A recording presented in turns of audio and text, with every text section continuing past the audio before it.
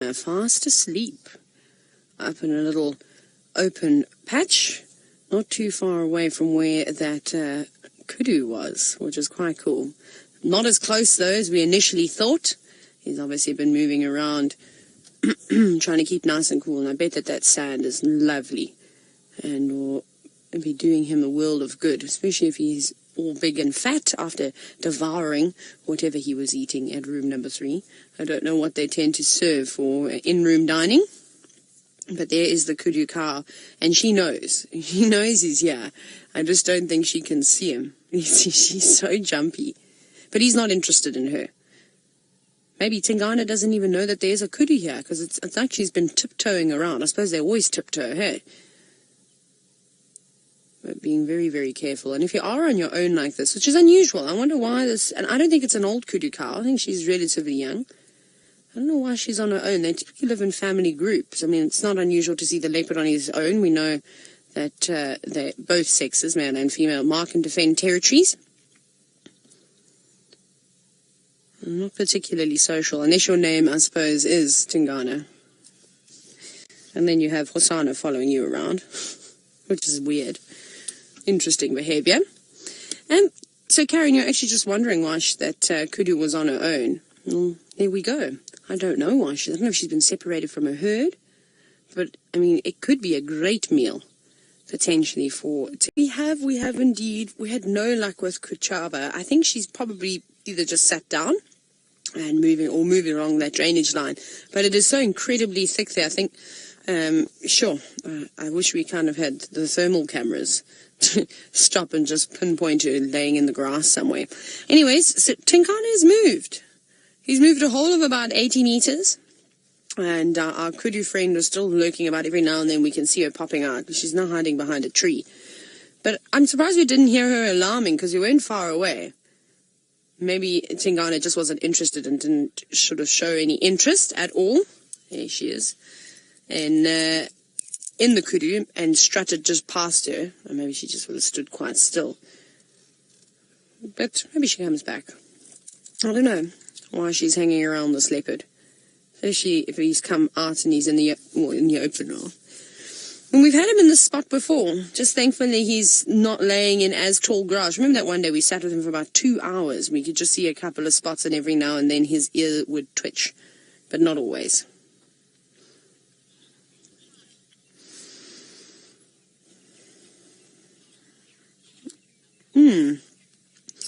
Now, speaking of Kuchava, Child of the Universe, I think it's probably Tingana that would have fathered Kuchava's cub.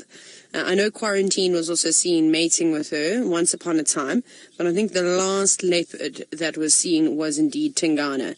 So I think we'll just have to see it grows up. I mean, like it is with humans, they do carry on certain, genetics and sort of appearances. I mean, we can see that I think Mvula is definitely the father of Tamba. Those big ears, those blue eyes, that's not like Tingana at all.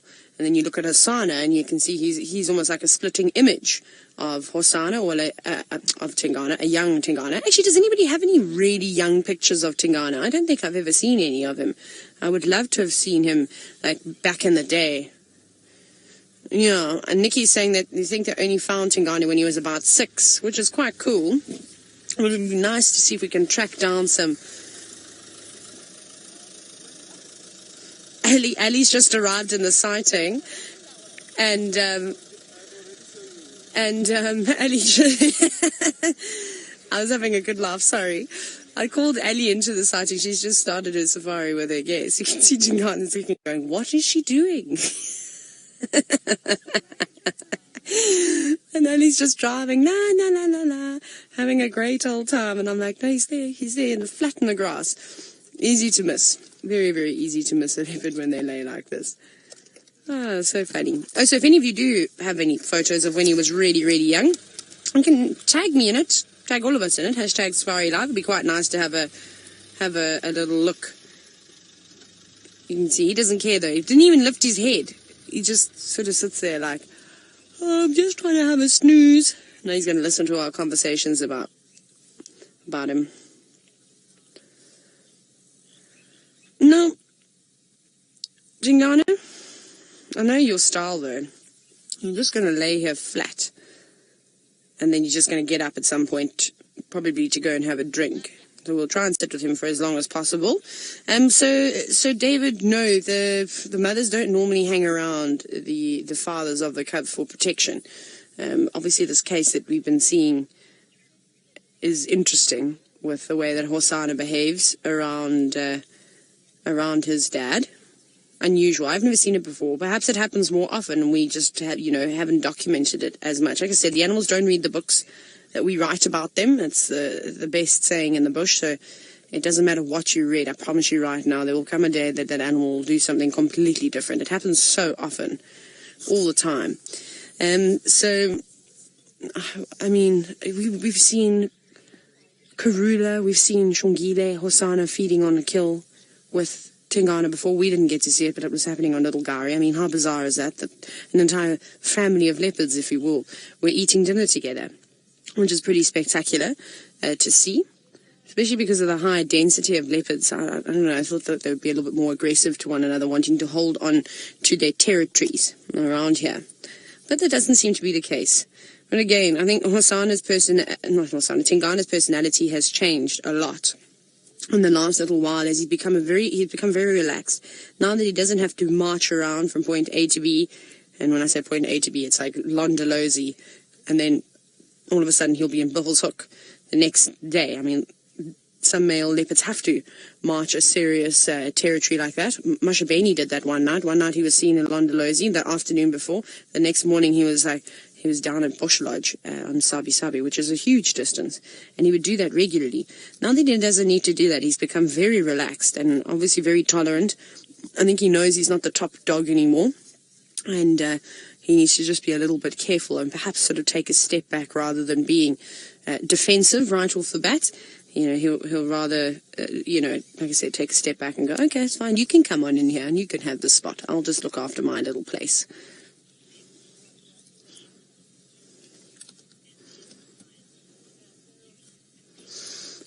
Now, speaking of fighting and being defensive, Schmidt-Luca, the dewlap is very... I hope so. I really hope he does. He hasn't done much except he's turned around now. He rolled about. He was fighting with the grass a little bit. I think there must have been some pieces that were tickling his ear. He was not fond of that. And now he's rolled over and is facing the other side. I don't think this spot is going to stay shady for very long, so hopefully the light will continue to, well, hit his face, and then that will encourage him to move, maybe go have a drink. I think he's been resting up for most of the day, although when you are his age, I suppose sleep is quite important, and he'll be enjoying it. I'm sorry, there are so many flies trying to sit around me, Ferg. I'm trying to sit as still as I can, but they're a nightmare. And I'm surprised Tingana is actually not fluttering his ears as much. Sorry, I'm not trying to. I just don't know why they have to sit on you all the time. I mean, they've got everywhere else to go and sit. You insist on hanging around your nose and your mouth. What a nightmare.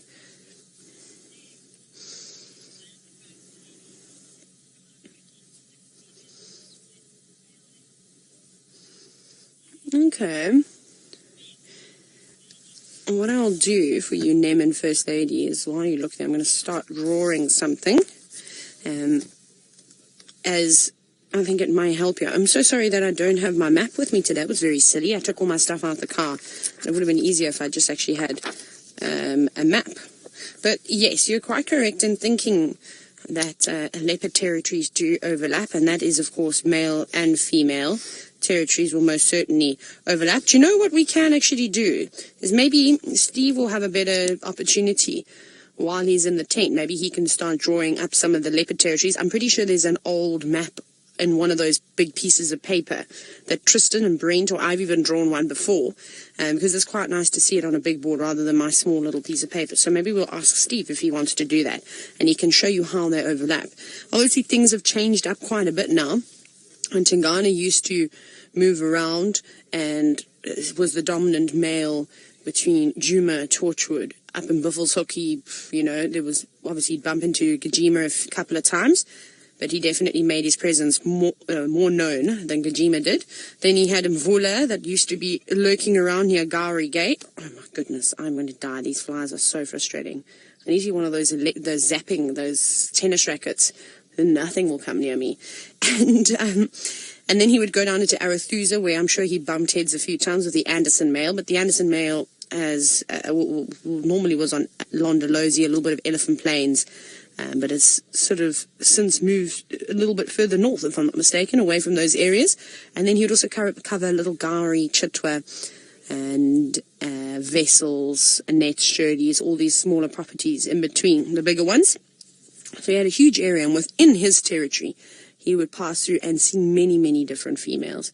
I mean, from Karula to Shadow to Tandi to Salahesh to, oh goodness, the young and good damn female. She was also around, you know, just leopard after leopard after leopard, and Kanyeni, all of them.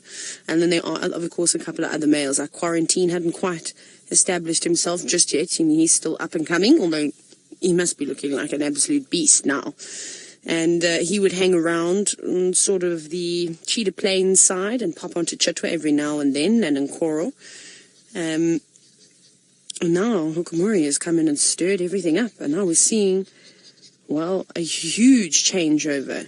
Hosana's still hanging around. Tumba's definitely in the area somewhere too. I think he's just laying low at the moment. He's quite clever by staying hidden and not making his presence too well known.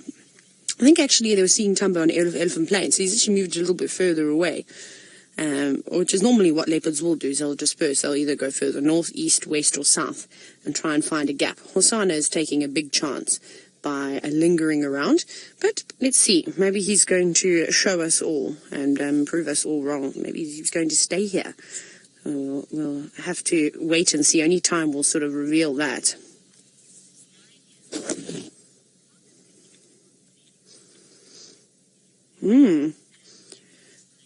Sam, you who are only 9 years old, and I love the question that you've just sent through, so please keep sending them on in.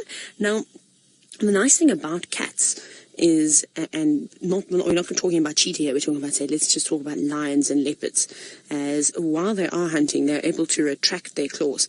See, lions and leopards don't use their claws in the same way that a cheetah will use them. A cheetah needs to have its claws out all the time, Samu, so that it can run. It's like studs in say, a sprinter, or spikes in a sprinter's athletic shoes, or studs on hockey boots or rugby boots. You know, it's going to help give you some traction. And that's what the claws do for a cheetah. And that's because they're running after their prey, whereas lions and leopards have to get really, really close to their prey to try and catch them. So when they're running, sometimes you can see their claws, but 90% of the time they're hidden away. They need to stay nice and sharp because that's what they use to hold on to their prey once they've caught it. And so they retract them back, whereas a cheetah can't do that. Cheetahs have got like feet like a dog. Their claws are out all the time. So that's quite cool. So that's why you see leopards and lions constantly scratching up on trees, on fallen logs, to help keep those nails nice and sharp. And then not only does it keep those nails nice and sharp, you know how sometimes when you cut your nails, there's little bits on the side that you have to trim really, really well. Then by clawing at the tree, that'll help get rid of all that old nail sheath. Because of course they keep growing, and that will get rid of it. And then it's good to strengthen the tendons in the feet too. Very nice. So my friend Steve Volvo in the tent has managed to pull out a map of sorts. I'm certain he's going to be showing you the leopard territories. And maybe you can even send him some screenshots of some of the older ones from back in the day. Let's go to him. Oh, and I bet you can all guess who it is. It's our golden-eyed boy that we've been talking about all afternoon. Just like Tristan is in love with Shidulu, oh, I think Tingana is also gorgeous, but Hosana is easily the most attractive male leopard I think I've ever seen. What are you staring at? Tumba, I like Tumba too, Ferg. I do, because he's got blue eyes. I'm a sucker for anything with blue eyes. But, but Hosana's beautiful golden eyes and just his whole look about him is absolutely amazing. Let's see if he's realized that that Dad is around. I think he must smell him. He's been laying about here. That's what the Franklins were alarming at. So earlier, maybe about 5 minutes ago, I said I can hear Franklins alarming in the distance, and I can still hear them, and that's obviously where Hosana has come from. Boy, you're looking in the wrong way. Dad's here. What have you seen? Have you seen our lone kudu girl? Because Nais was looking there. Oh, that's stunning. What have you seen, boy? There's also lots of antelope and things moving around, so maybe he's distracted slightly. We'll see if he if he realizes that Tingana is here. Catherine, yes, most certainly all animals can identify themselves with their family members. Most of the time it's probably scent or sound. You know, mom calls you, you know what your mom's voice sounds like. So that definitely plays a part in it. And, I mean, Hosana's been interacting with Tingana for his entire life. So, of course, he knows who he is and feels quite comfortable with him and being around. I think he's actually seen that kudu cow. Do you know that, Ferg? I think that's what he's looking at. That was, you know, obviously we had that amazing sighting in the beginning where we got to watch that kudu sort of sniffing about. Yes. Hosana, I don't know what you've seen in the tree. You're going to go up the jackalberry. But come around here. Come and say hello. He's a lovely boy. Hey, look at those eyes. Beautiful dappled lighting on his face. And I'm quite happy to see that Hosana's not hasty with his decisions, because that will also land him in a bit of trouble. It is good that he sits and he listens and he smells and he observes. Because when he was younger, obviously very inexperienced, he just, like I suppose most of us when we are young, we don't realize the dangers out there, and you just sort of jump on into them. So it's nice to see him just not running up to Tingana. Tingana doesn't know he's here, though.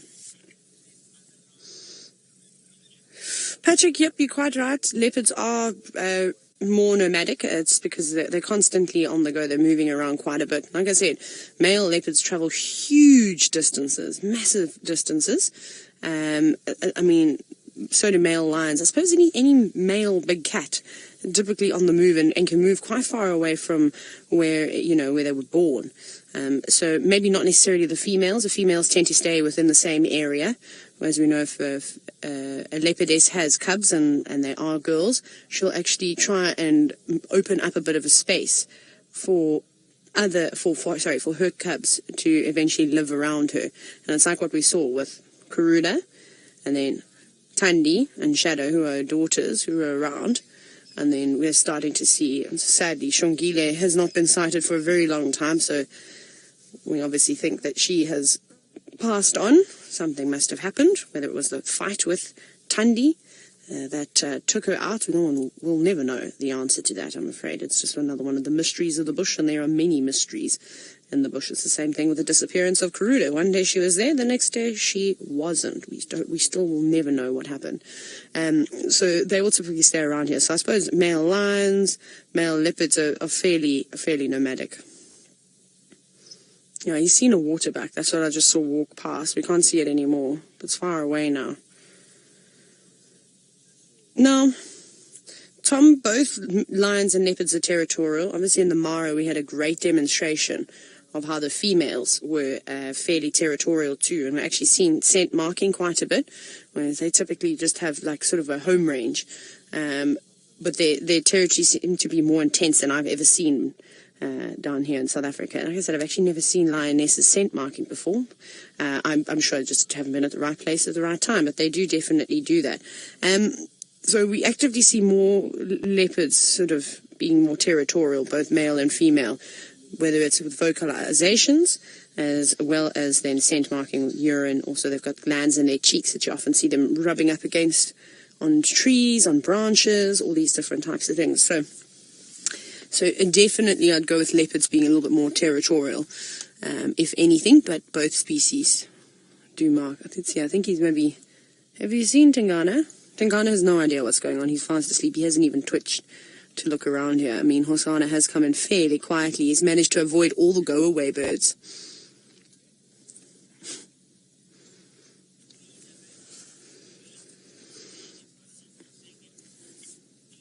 And I suppose, looking at young Hosana, he's quite sprightly.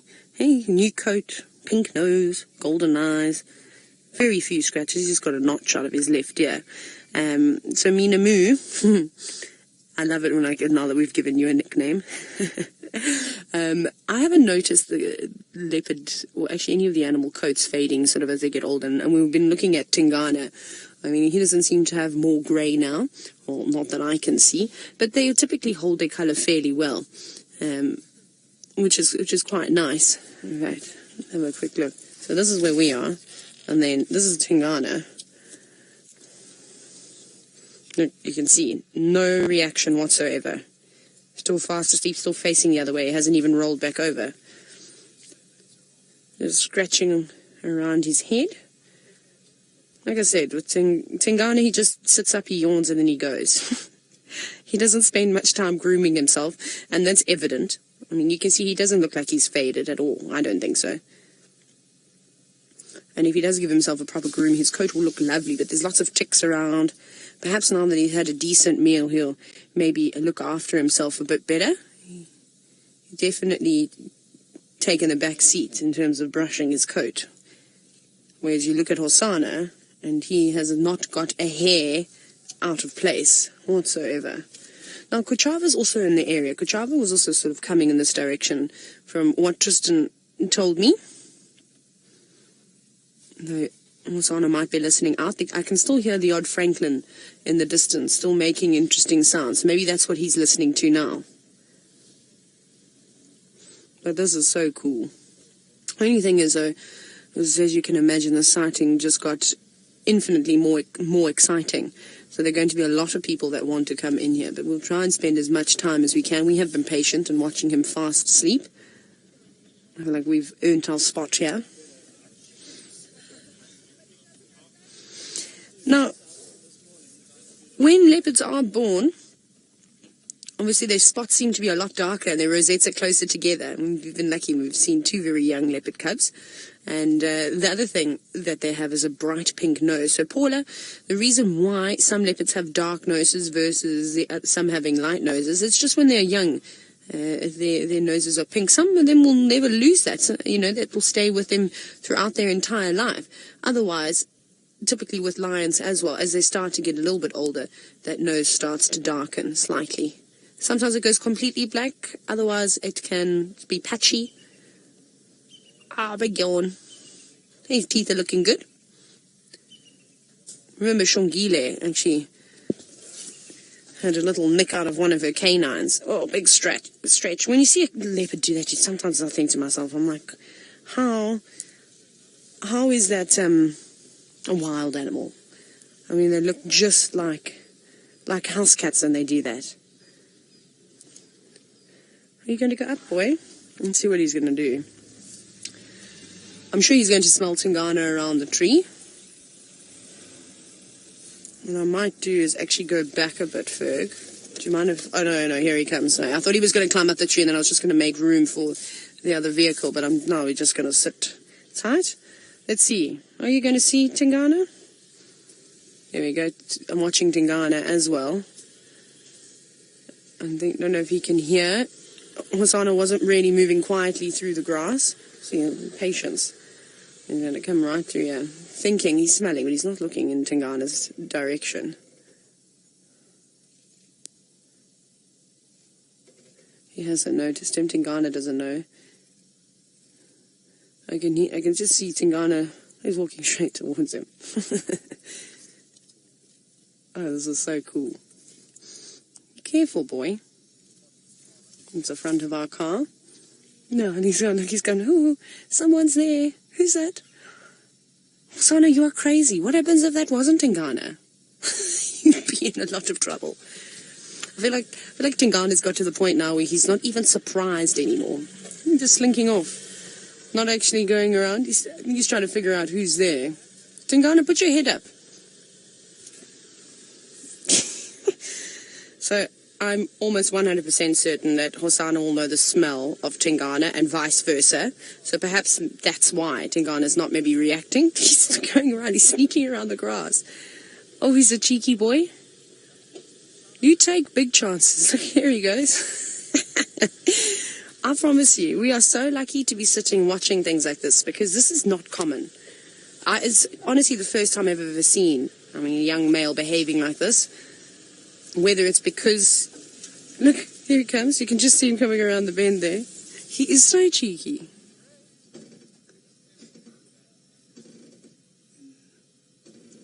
You're just going to listen because they're making some sound. I agree with you, Nikki. I do think that that's exactly what's going on. This is incredible. You don't see this type of stuff, I promise you. Look, you can see Tingana looks not impressed. It's just like, leave me alone. Give me a break. I'm not supposed to be looking after you. That's your mom's job. And he just can't help himself. He really just can't help himself. And he's like, I'm just going to sit here with you. Don't scent mark in his face. That's a bit of an insult. Is he leaving a present? Oh, no, that's terrible. Yeah, hey? How rude is that? Can you believe it? You can't do that. You're lucky that he doesn't chase you away, Hosana. If any sons had ever done that to their fathers, they'd find themselves in a bit of trouble. Hey? Can you believe this cat? He is a clown. Look at him. Thank you very much, Dad. Left you a present. And just, Tingana's watching him. Hosana doesn't care. He's not watching his back. He's got his rear end completely facing him now. So this just shows you how comfortable they are with one another. This is pretty spectacular. You'd think that Hosana would be watching Tingana 100%, not taking his eyes off of him. Jeff Flowers, I agree with you. It's bizarre. You're looking at this, you're seeing two male leopards, one that's just over 2, the other that's reaching the end of his life. So you've got two ends of the spectrum here, interacting with one another. Well, Hosana is just walking around like he owns the place. So yeah, it's strange. It's an interesting, behavior that we're seeing. It is stunning light, eh? He's just going to sit here. Tingana, you see his tail twitching every now and then. He's just like, oh, I don't know what to do. I've tried everything. I've moved away, and you're still following me. He just got to the point where Tingana's chosen this really nice property called Chitwa to retire on, which is great. Tristan and I were having a laugh about it today. We were saying it's great. There's lots of food. There's nice lounges on the decks that you can sit at. There's a big lake. You can, maybe Tingana's going to take up some water sports. Perhaps he'll try canoeing, fishing maybe, a bit of bird watching. The birding is great around here. And all he wants is some peace and quiet. He lives in his little space. He doesn't go wandering. And now he's got Hosana bothering him. I suppose Hosana doesn't know any different, though, because he's interacted with him so many times. And Tingana has been so tolerant of him. So now he just thinks it's normal. I'm sure there's another leopard here.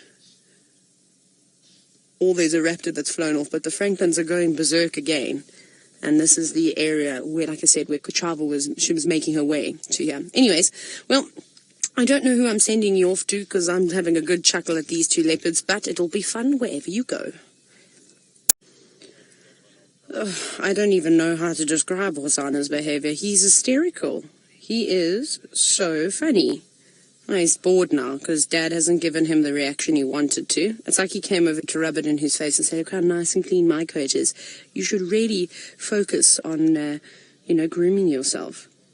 He's not obviously saying that, I'm just making that. But Tingana's got his eyes closed, doesn't care every now and then. His tail twitches, but other than that, this is pretty amazing. And to see the entire interaction. What we will do, though, is hopefully the sighting is going to separate, because I know there's lots of people that want to go on safari. Not go on safari, but want to see this. That's quite cool. I might do a quick little snap. I bet everybody's super excited to have a leopard walking right past their car. Amazing. Look at that. Going right past, doesn't mind him. Now, Jeff Lau, this is the funny thing, is that this is not supposed to be happening. If you read all the books, they tell you that they don't do this. But of course, like I said earlier, well, the animals do whatever they want, when they want, and they like to show us up and make us look silly. It's like a leopard or a lion or any of the animals' favorite thing to do. So typically the male will pass through and obviously inspect his females. We've been talking about territories all afternoon, so as he goes through, if he picks up the scent on a female, he might bypass her, especially if she's coming into estrus, although then the females normally seek out the males. It's quite funny how that works in the world of leopards. And so he might interact every now and then while those cubs are young, but theoretically Hosana should have dispersed. He should have moved away from this area, but I think he's got lucky because of the change up at the moment. There's a few gaps that are around, which has allowed him to stay for longer. But like I said, Tingana's just a very relaxed male. He is so chilled. He's so cool. I'm thinking we might try and follow Hosana and leave Tingana. Let's go and do that. Let's try to turn around quickly. I'll go after you. Cool. We're just gonna let Surprise reverse and go and follow Hosana, and then we're going to do the same thing. Now, if the sighting does separate, it's going to be quite nice because it does alleviate some pressure. We were going to have to leave, but if Tingana stays here, it's a completely different story. We can now follow at least one of these cats, which will be quite nice. Right, well, we are going to move around and try and get a better view of Hosana, just letting, of course, the guests have the first opportunity. Off we go back to Steve while we do a bit of manoeuvring.